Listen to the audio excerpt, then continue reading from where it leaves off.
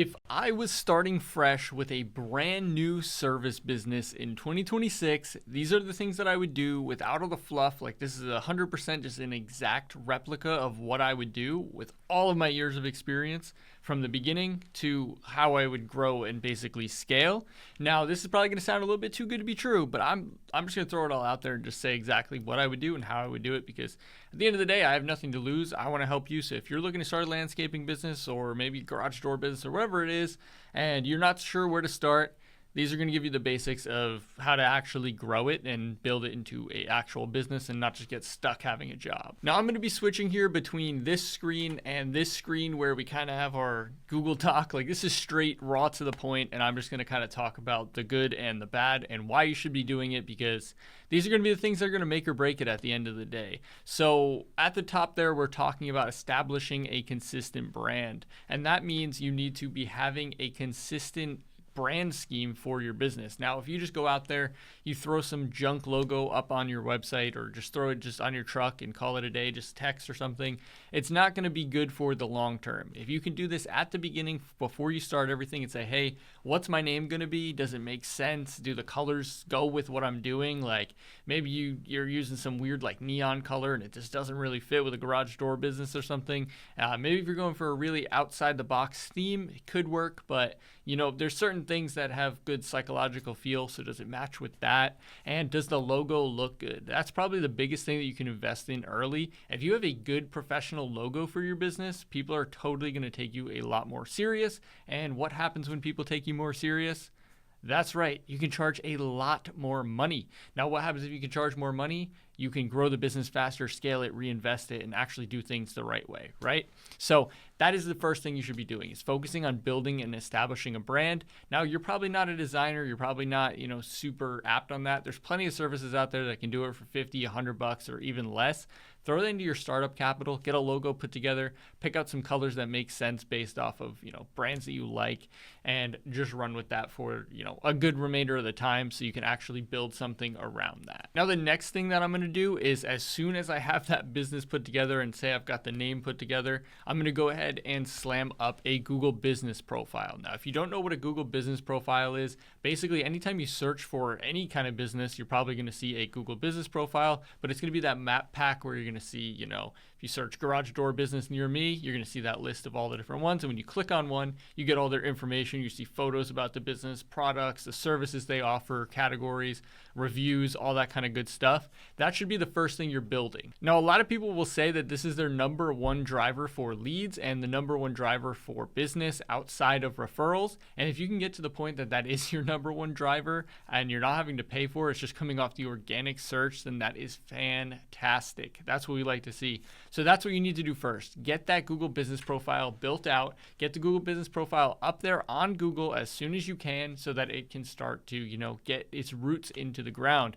Now, if you have an actual headquarters address that's centrally located in your service area, 1,000 times better. You want to make sure that you're as centrally located as possible because it goes based off a proximity. So if I'm out in the middle of the woods and I use my house address and I don't do it as a service area and I just say, hey, this address is where our business is, and then, if somebody's searching in the middle of our service area, which is actually the city, it's not going to probably pull me up first because it's going to go based off proximity, and there's going to be some other guy that's a lot closer.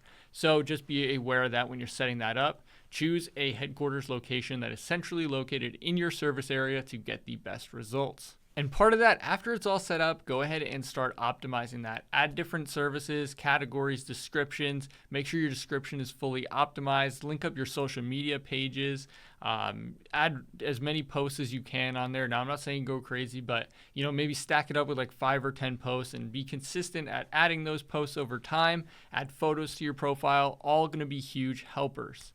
And then I have this on here as number 3, but it's technically part of number 2, but you need to get that business profile to 10 reviews as soon as possible. Now, I know that sounds kind of crazy, like how am I going to get 10 reviews? Now, you're not really supposed to do it, but get your friends to leave you reviews. Do what you got to do, get those 10 reviews. Ideally, start doing some work for some people and start building up a little bit of a review list. Have them add photos on there. That's huge as well. But if you can get to 10 reviews, that's going to be a big number. Now, here is my killer plan for you of what you're going to do to get started. So if you are a B2C business, meaning that you directly work with the consumer and you don't work with your business to another business, most home service industries are going to fall into this. I would assume most people that are just trying to bootstrap together a business are going to fall into this.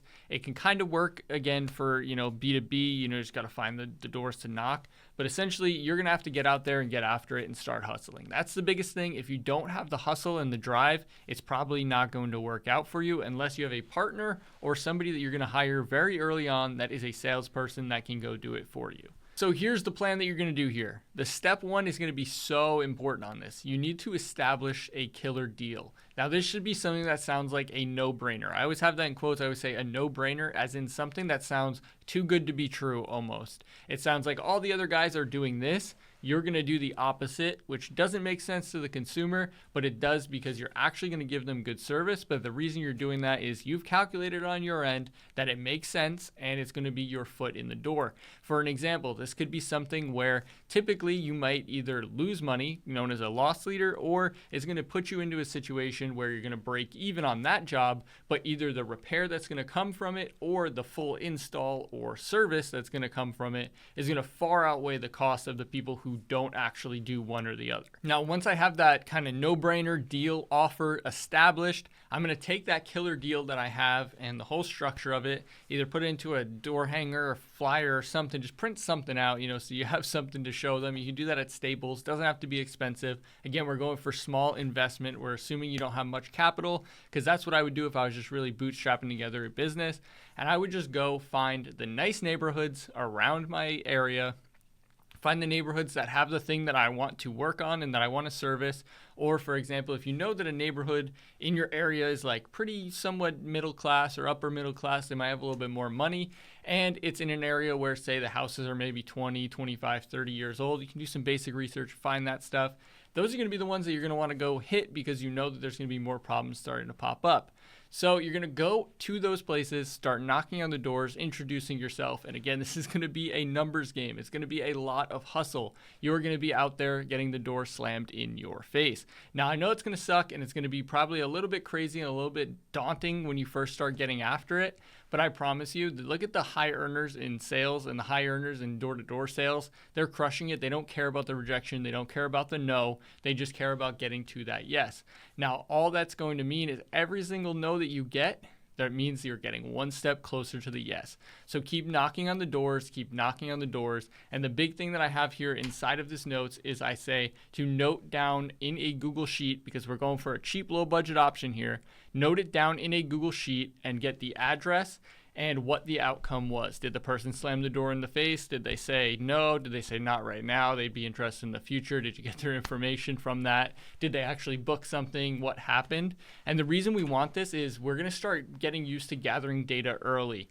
Now, this is the huge issue that nobody does is they don't gather data on anything. They don't track it. They don't look at their analytics. They don't break it down. So if you're not doing that now, that's like so good. If you can get used to it in the beginning, it's going to be huge. So what we're going to do with that data is we're going to say, hey, I knocked on 15 different doors in this neighborhood, and these people said yes, these people said no. So what is the correlation between the people who said yes and the people who said no? We need to find more people like that. So it's essentially the same thing that all ad platforms are doing. When you purchase ads on something, they say, hey, this person made a purchase. We need more people like that. Let's show it to more people who are close to them. So you're essentially going to do the same thing in your own, Google Sheet and just break that data down, look at what's working and what's not, and it's going to help for later. What I always like to say is you should always be working on your business. So if you're starting this business and you're going all in and you've got 40 hours a week to work on it, there's no reason you should just be sitting there at your computer if you're supposed to be, out there doing a garage door repair or an install.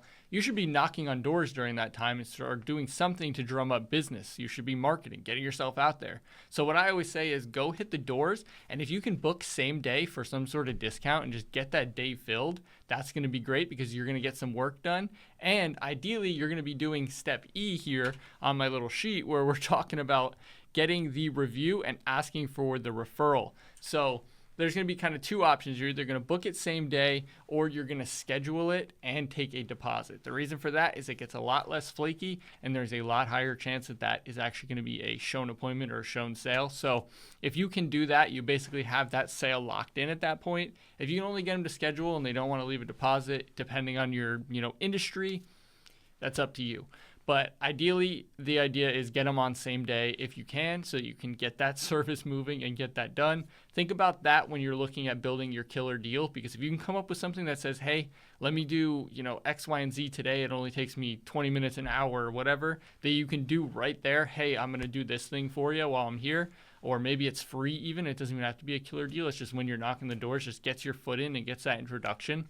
Definitely need to do that. Now see here on number 4E where I say get a review after and ask for referrals. That is, like I said, going back to step 3 there, getting those 10 reviews. We want those 10 reviews plus a bunch more, right? Now the big thing on Google is it's not a matter of, hey, let me get 800 reviews and then just never get a review again, because that doesn't help you.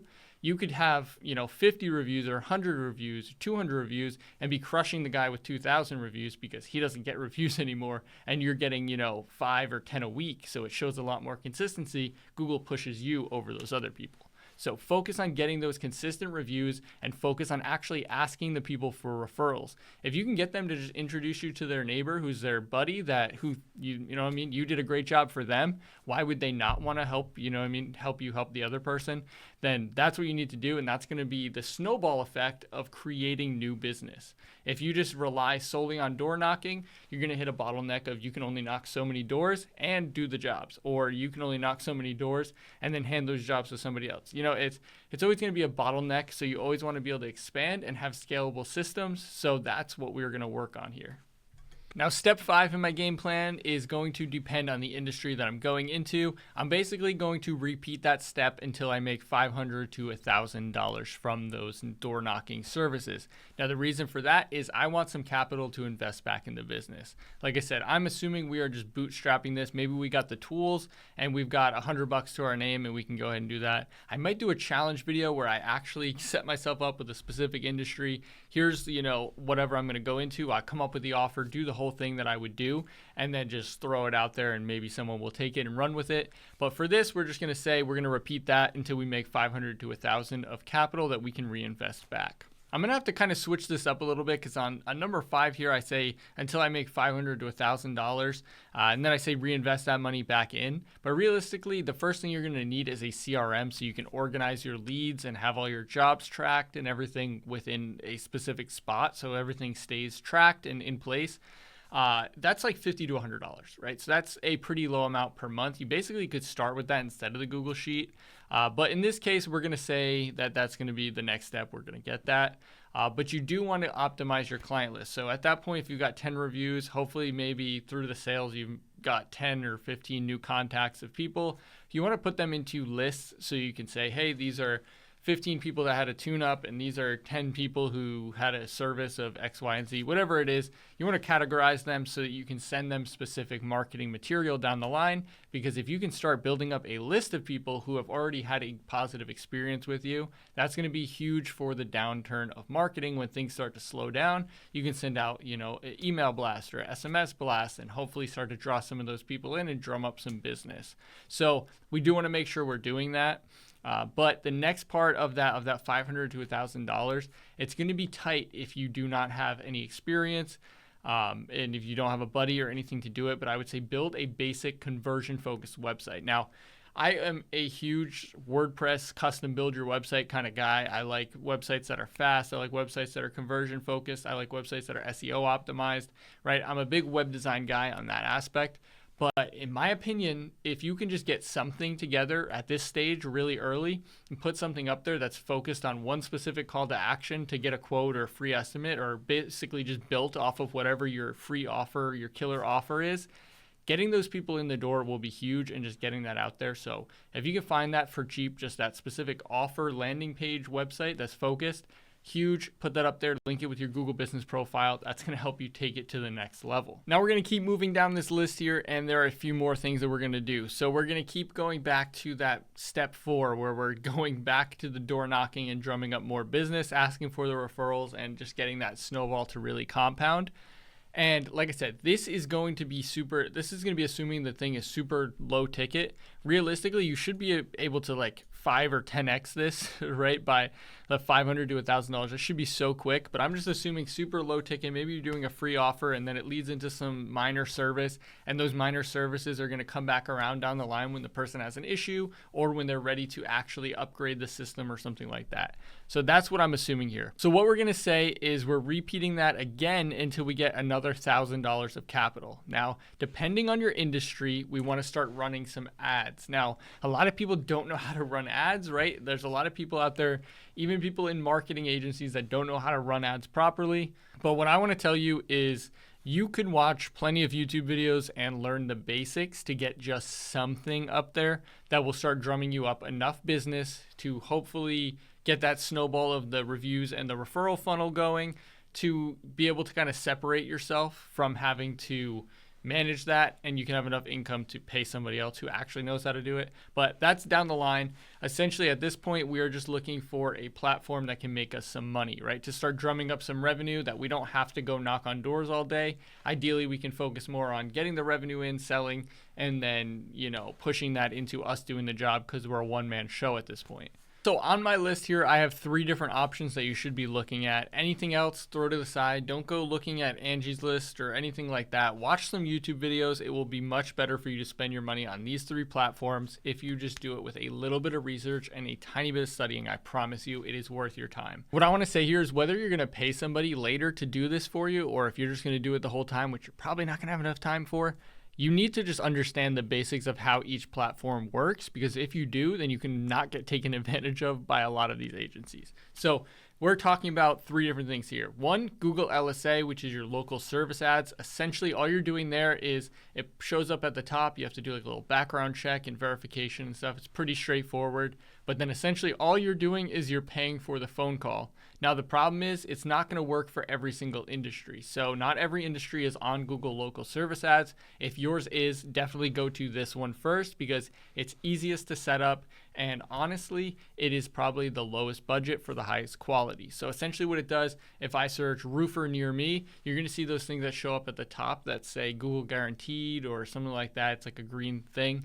And then you can call or message them. Essentially, as the advertiser, you're not going to pay until that person calls you, and it's a qualified call. So it's similar to what they do on like Angie's List and things like that, except these are direct from Google searches. So they're super high quality, high intent, and they are very valuable, and they're a fair price. Like you might pay $50 for a phone call, $20 for a phone call. Depending on your industry, it can be pretty low, but either way, it's a very good way to start drumming up some high quality business. So definitely look at spending some money on that first over any of these other platforms. Now, the next one I'm talking about is Google Search. So that's just a standard sponsored ad when someone searches roofer near me or HVAC near me or whatever. A lot of these industries have a very high, what's called a cost per click. A CPC is what I put on here. But essentially what that is your cost per click. So if you got 50 different companies bidding on a keyword like roofer near me, and if everybody's willing to spend $100 per click,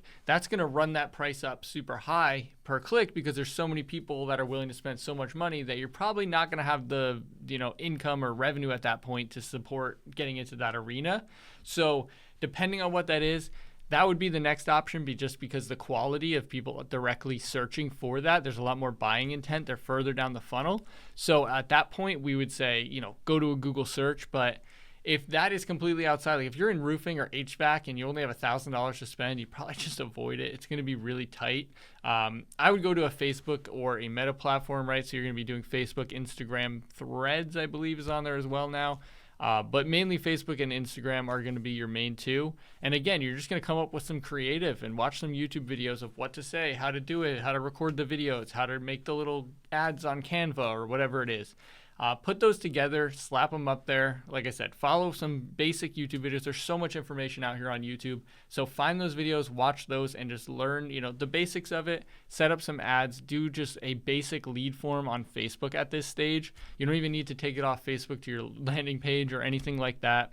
use your offer that you already came up with, and start drumming up some leads. Now, after that, we have a couple of things that we need to be doing. We need to be funneling those leads from the ads into our CRM so that we can keep track of their data. We should be getting their name, their email, their phone number at the very least. Ideally, that's all we're getting just so we can simplify things.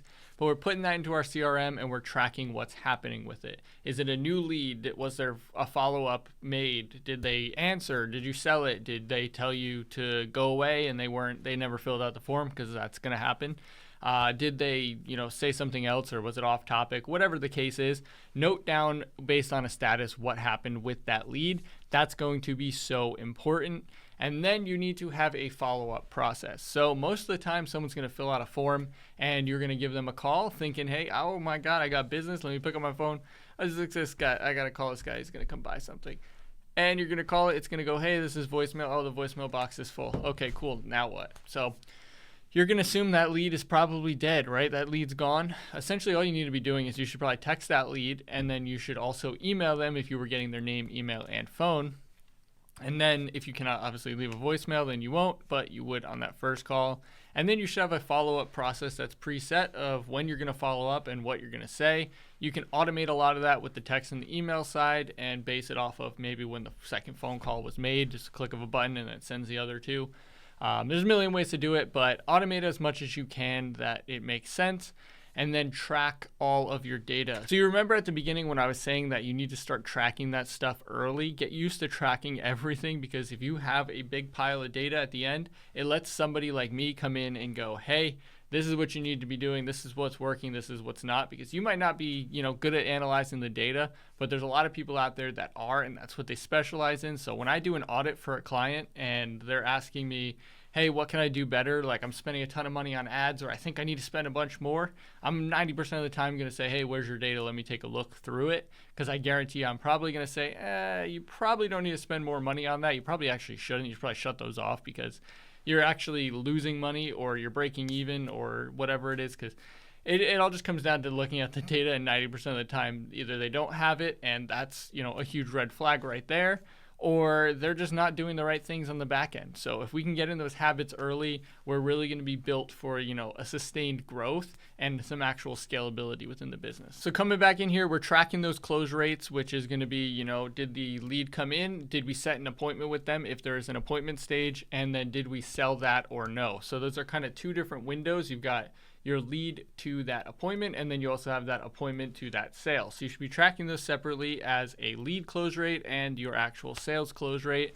But we need to be tracking those so we can know what's going on, because if you don't, then you can't, understand. You're going based off feeling, and feeling is never true. The data needs to be there to back it up. So then we're going to look through all that data as we're doing a million other things, right? I think you're starting to get the feeling now. If you don't already have a business, or you've never owned a business before, this is going to be a big process for you. There's a lot going on. You're going to be constantly switching hats, and you're never going to really have any time to do anything else, because that's really how it is at the beginning, and for a long time, there's just a lot of moving pieces.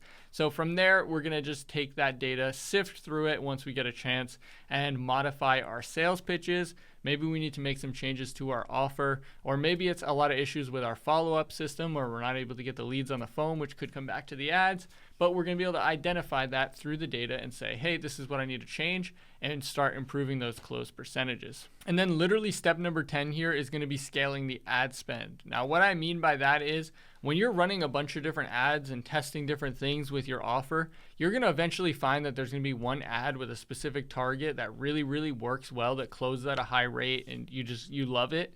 And you might be spending only like $5 or $10 a day, but it's making you a ton of money. You want to start slowly ramping that up, because that's going to be the one that's going to be the real winner for you. And once you find that offer, you can grow it until you hit what we would call like a ceiling. And essentially that's going to be where there's not enough search volume outside of it, or it just kind of caps out in the area. And once you find that, then you need to find a new one. But typically there's going to be always new people coming in, so you can typically get away with it for a long time. But essentially we need to find that one and make sure it works, and then keep it working.